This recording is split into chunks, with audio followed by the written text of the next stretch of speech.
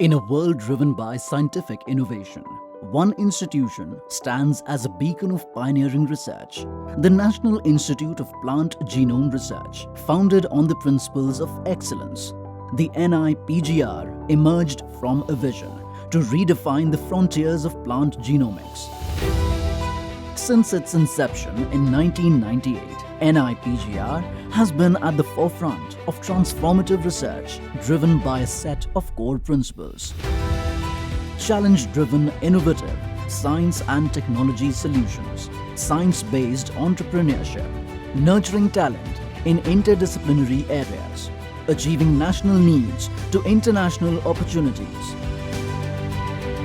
At NIPGR, understanding the intricate cellular processes that govern plant growth, response to stress, and interactions with pathogens is paramount.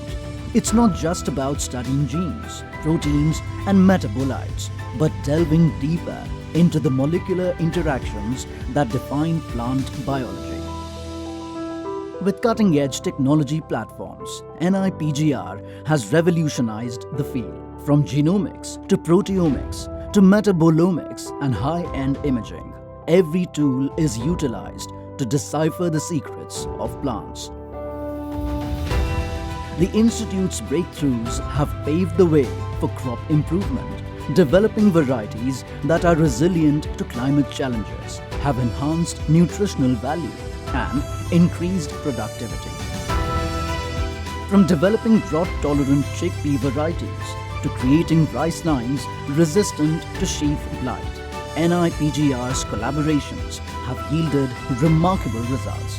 Through advanced gene editing, the Institute has unlocked the potential for economically beneficial traits in crops, nutritionally protein-enriched potatoes and rice, transgenesis anti-nutrient-free tomatoes, Lathyrus, soybean, anti-sense technology brassica oil, and climate-resilient chickpea varieties. Innovations that promise a healthier, more sustainable future, addressing post-harvest losses with innovative technology. NIPGR continues to bridge the gap between research and practical solutions.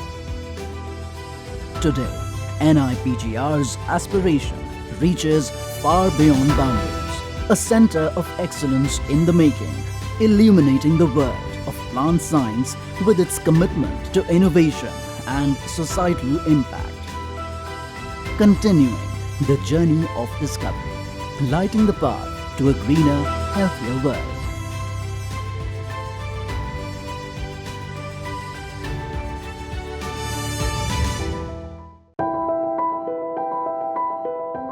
Today, on the auspicious occasion of National Institute of Plant Genome Research, NIPGR's Silver Jubilee celebrations, a groundbreaking revelation emerges, one that promises to redefine India's chickpea farming landscape.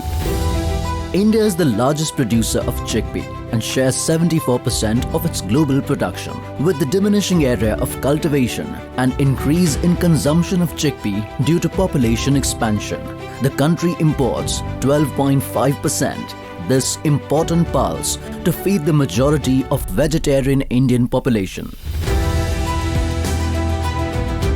Annually, substantial amount of yield loss incurred due to occurrence of drought stress at maturity in chickpea.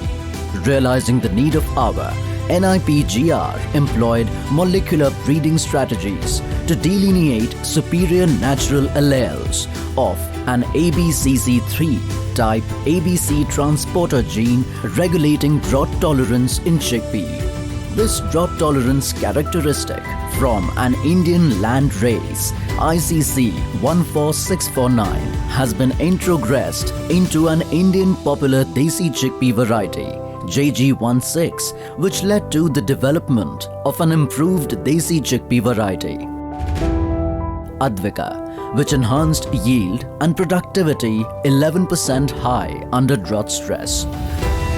Approved by the Central Subcommittee on Crop Standards and notified in the Gazette of India, Advika is now a central variety for national use and cultivation, especially tailored for the central zone of India. Advika, a testament to innovation and resilience, pioneering the future of chickpea farming in India.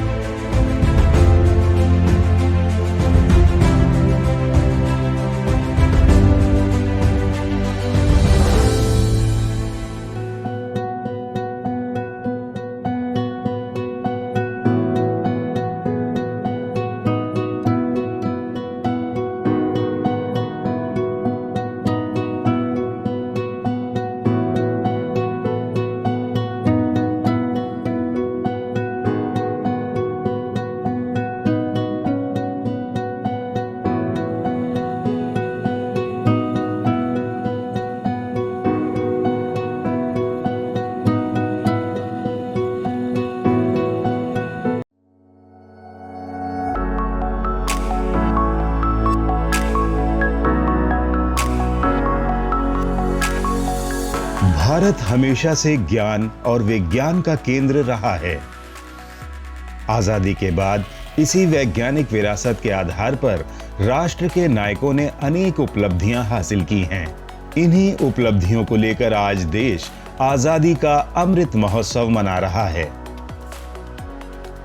और पिछले 75 वर्षों में उभरी भारतीय शक्ति को एक नई ऊर्जा देकर आगामी 25 वर्षों के अमृत काल में आत्मनिर्भर भारत निर्माण का संकल्प लिया गया है।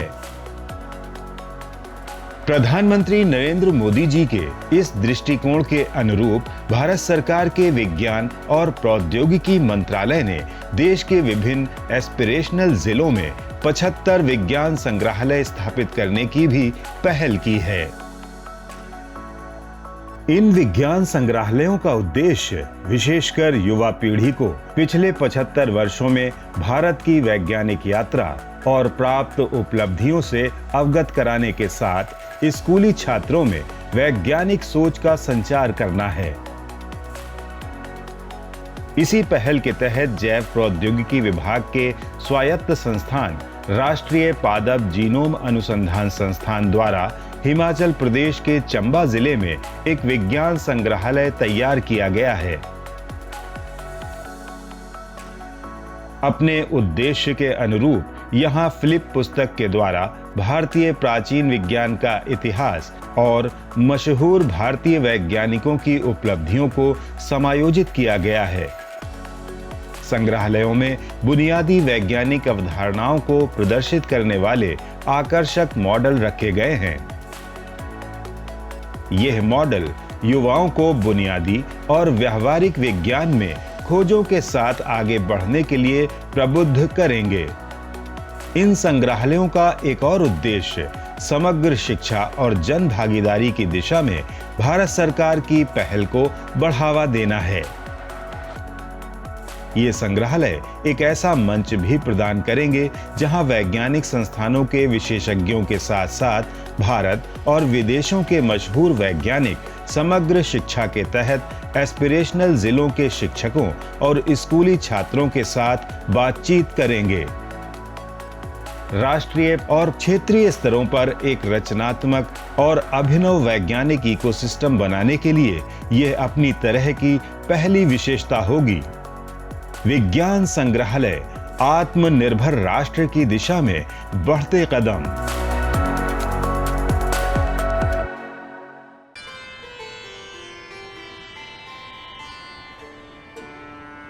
Uttarakhand, a northern state in India, is in the lap of the Himalayas. Tourism and agriculture are the main sources of income here. The farmers here grow rice, maize, millets, and also some local pulses along with the cereals by step farming.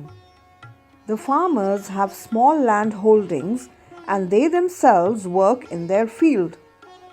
Farmers here also grow a local pulse called rice bean in the monsoon along with finger millet and sorghum as an intercrop.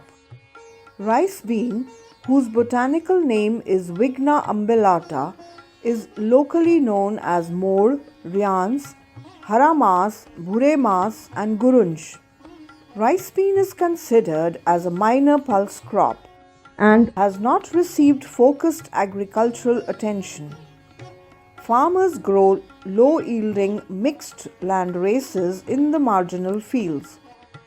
Rice bean comes in a variety of colors and therefore is called as Naurangi in some areas. In Uttarakhand, it is mostly grown in Nainital, Almora, Bageshwar and Chamoli districts.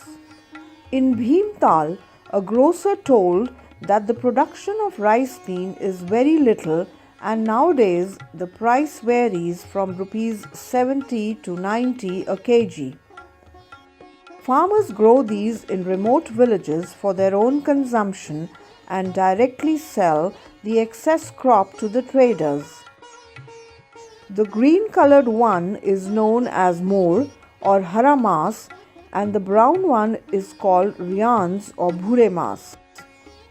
In Chamoli, a farmer said that rice bean is sown during the monsoon, generally in July, after the millets germinate and gain some height, and is harvested by the end of October after harvesting the millets. दो प्रकार का होता है ना, एक तो लंबा होता है, उसमें एक तो लकीर लगाने वाला डंडा अंडा कुछ लगाना पड़ता है, एक छोटा मतलब खेत में बोलते हैं छोटा ही होता है, भट की तरह भी होता है, एक बहुत लंबा होता है, जितना लकीर जाएगा लंबा. There are two types of rice bean. One is tall and climber type, the other is short and erect type. उसमें कीड़ा लग जाएगा, वो वाला काला वाला.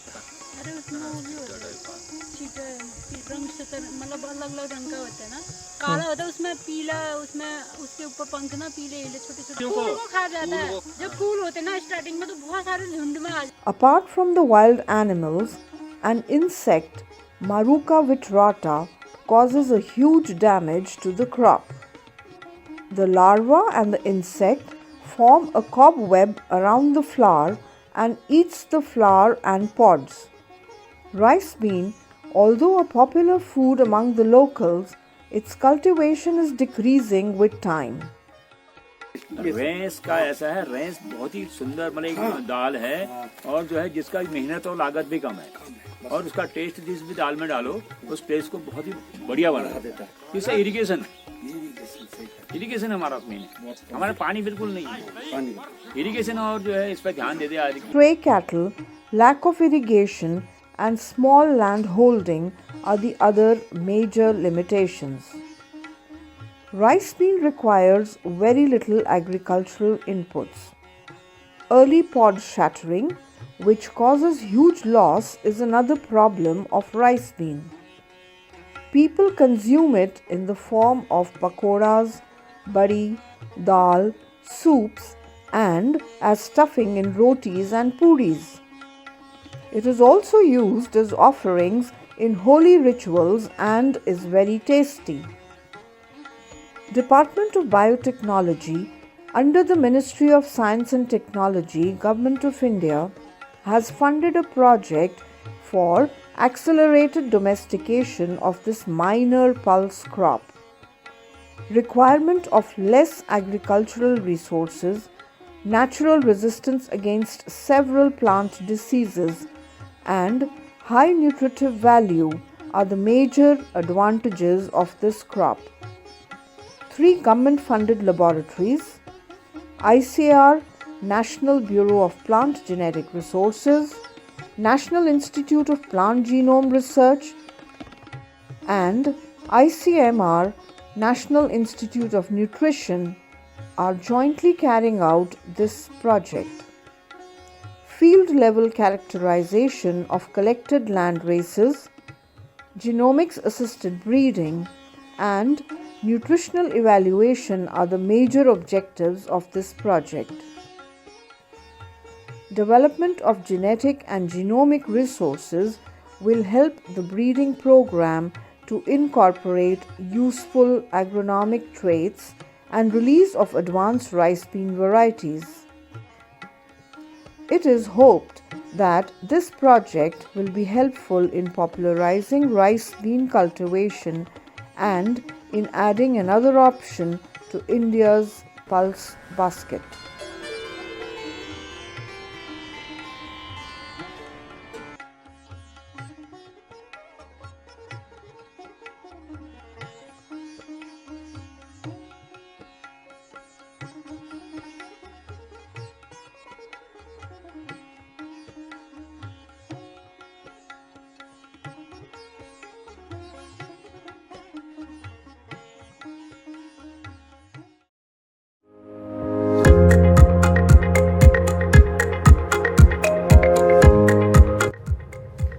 Greetings from NIPGR. We at NIPGR scientists and researchers are interested in improving the crop production by using various sophisticated molecular biology tools.